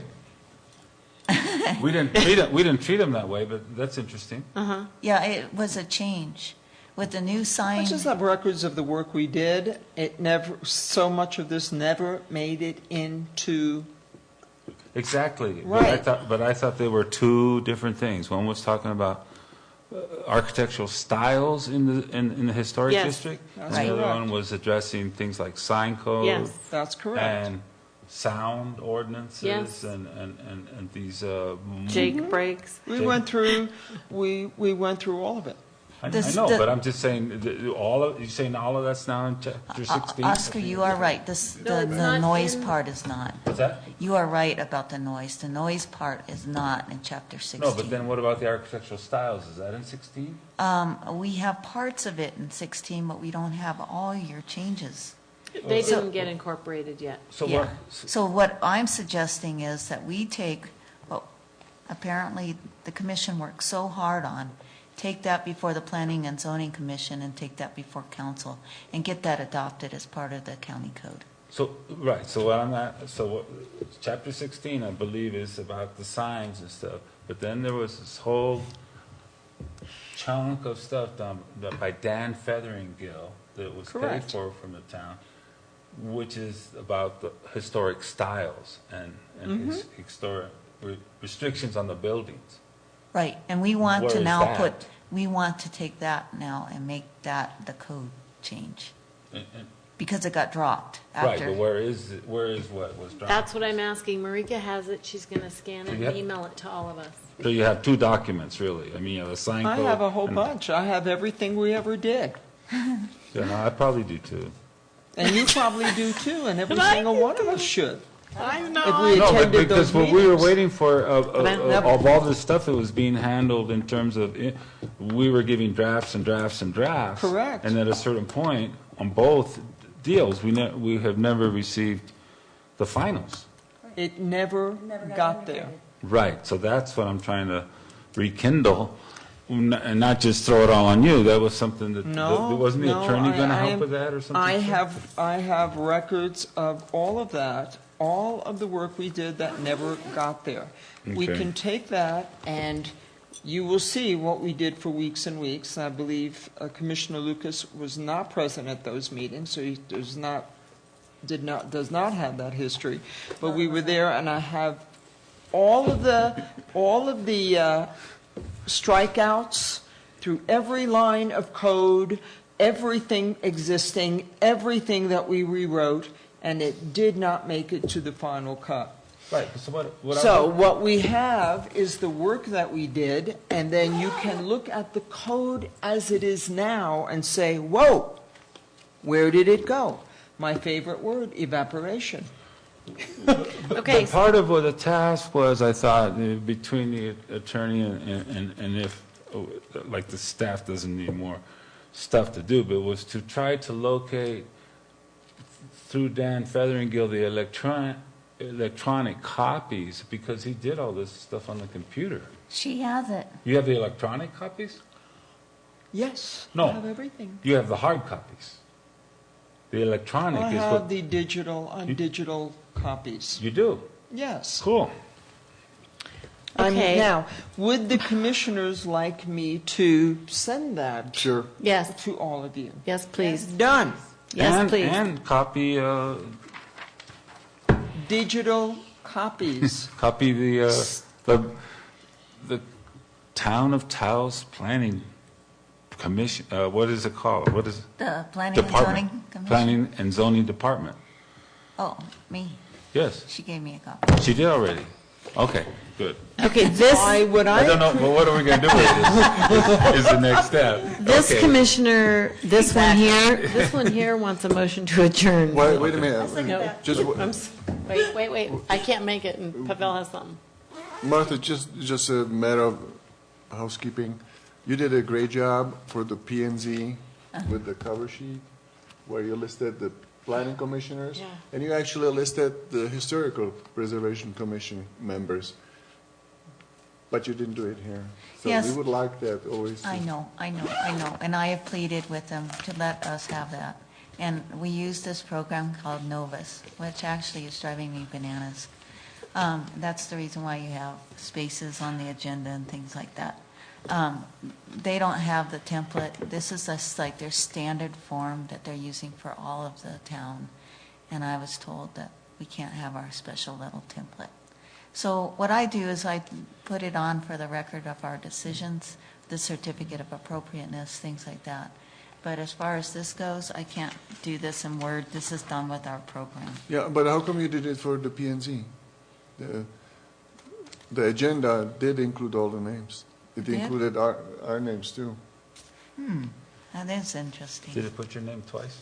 There's another way you could do it, is you could make a dummy sheet, the front sheet, and you could Yeah, just paste it on there and then, Yeah, to be honest, I've been trying really hard to get the agendas and the minutes right first.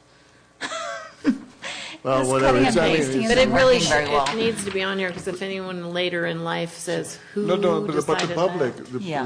Yeah. right now, we don't have much public coming to our meetings. But believe me, when things heat up and the economy picks up, might have this room full of people, and they will not know who is sitting, who is. Yeah, no, there's a lot of merit to that, because I have Sure. looked at previous cases, and it is nice to know who was on the commission at that time. Yeah. It really And- is helpful.